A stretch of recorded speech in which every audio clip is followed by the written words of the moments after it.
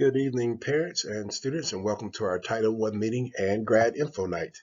We do these twice a year because our population changes and we have so much to update you when it comes to Title I. A little bit about Title I. It is the largest federal assistance program for our nation's schools. The goal of Title I is to address academic needs, and I think we do a pretty good job of doing that here at Enterprise High School. The program serves 75 schools in Pinellas County, including students in 34 non-public schools. The way the funding flows is simple. It comes straight from the federal government to the state of Florida, to Pinellas County schools, then it's given to Enterprise High School. So as you can tell, as the money moves, it starts getting doled out from the state to the counties and to the different schools that qualify for Title I funding. Again, the overall goal is to increase student achievement. Title I is for supplemental programs. It is not to replace any major programs, but it is to add to help our students achieve on their state required tests for graduation requirements and just to get better overall academically. There is a planning phase when it comes to Title I. A lot of that is done in-house, and we get information from our parent and student surveys as well. Our school-wide budget for this year is pretty much $29,000. We use that to pay for supplemental resources and programs that will increase student achievement. Part of that is one part-time algebra teacher and one part-time English paraprofessionals. These people work directly with our students and help them to raise their achievement. As part of Title I, it is required that we have a set aside for our parent and family engagement. Our budget is just over $5,000 for that, $5,078. $3,400, roughly $3,500 went to purchasing Chromebooks for students. Students can check out those Chromebooks if they need to. $500 is used for posting and mailing for parents, and then $1,000 was split between our two Grad Info nights and Title I nights for food and refreshments, some of which you will enjoy tonight. As a parent, you have a right to know. You have a right to know whether the person in front of your child is certified or not. We do this through sending out our highly qualified letters. If a teacher is not certified in the subject they teach, we do send you those letters and share that information with you. And you can always be notified and request additional information about our program as you see fit. We're always trying to work with parents when it comes to student success. So if you want to have any input or you want to start joining us in the planning phase, there will be opportunities to do that.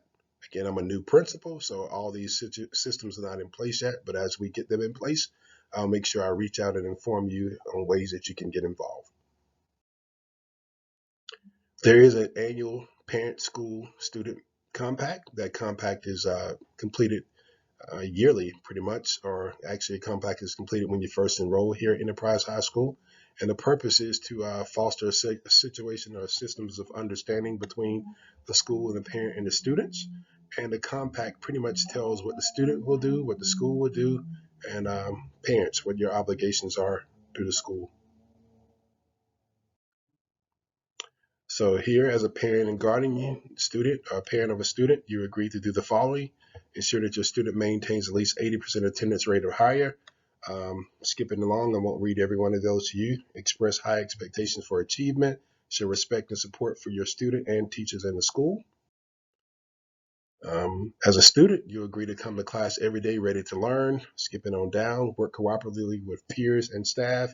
Follow school and district code of student conduct. I think pretty much here at Enterprise High School, our students and our families do a pretty good job of meeting our compact. And as a staff, we want to come to school ready to facilitate learning, want to help our students achieve to their fullest potential, show respect to all students and family members. So that's always important. Your feedback is, needed. And anytime we're not doing what we need to do, just please reach out.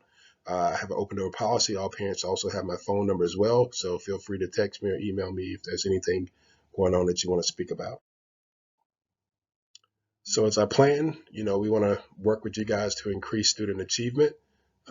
So we try to be flexible in our meeting times. We do have board meetings we're not governed by the Pinellas County School Board, but we do have our own governing board meeting. But there are opportunities for parents to meet with me.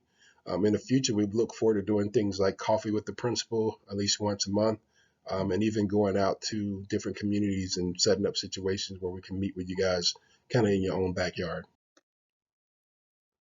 Parent Advisory Council, this is something more at the district level. If you'd like to be involved in the Parent Advisory Council, you can look at www.pcsb.org/Title 1. So if you want to be involved there, just let me know. I can reach out and try to add you to the school district's Parent Advisory Council, see if we can get some input there. To be honest, I don't know where they are with the numbers or how often, but I do know they try to meet at least twice. For accountability, to make sure we're doing what we're supposed to do, our school does not get a school grade, but we get a school rating. Last year we were rated as maintaining. We want to do a little bit better. All that is tied to our testing. So this year we have an extreme focus on making sure our students are prepared for their reading and math tests. So when we do give those tests, we ask that parents support us by making sure that students are here and ready to test. You can find lots of information regarding our district and our school, including school grades at EduData portal. Again, you can just type in the Florida Department of Education and you can try to find the portal. Standards, Florida is going away from Common Core. This has been something that's been in the works for a couple years now. We are going with the Florida Best Standards. I do recommend that you start looking at those best standards. We've already reached out to our curriculum provider, which is Apex, to see if they're in line with the Florida Best Standards, and we're finding that they are. So we're going to make sure that alignment is maintained as the best standards really come into play. They're first starting with reading and language arts, and then they'll start moving, math and language arts, and then they'll start moving to other subjects. FSA. Our FSA and our Algebra EOC are our two main tests that students have to pass for graduation. During your graduation information talk with the grad coach, they'll go over these tests a little bit, but there are concordant score opportunities that students can get to meet those requirements. We are taking currently the FSA ELA and Algebra EOC retakes. We have the ACT and SAT testing. ACT testing is actually this week, starting tomorrow and running all the way through the 11th.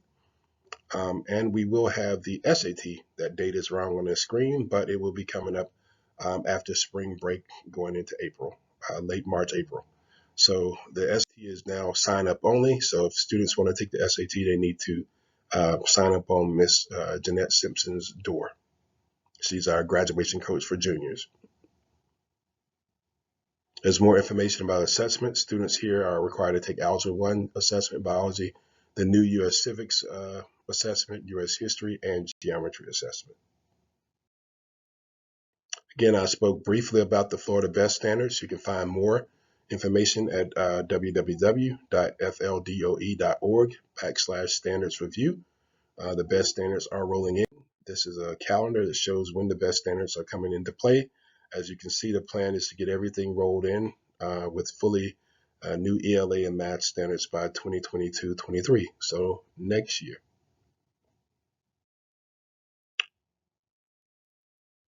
Make sure parents, you're reviewing your parent-student school compact. Make sure it's signed, make sure you're communicating with teachers, and make sure that when there are opportunities to participate in the planning process, if you want to do that through the use of giving us survey data and feedback, then make sure you do that as well. These are additional resources from Pinellas County School District. Again, you can always find our information at www.enterprisehs.org. That is our website, and we do have a presence on Facebook and on Instagram. As always, our goal is to graduate students, and I think we do that very well. We appreciate your time. Hopefully you enjoyed this short presentation on Title I. Thank you.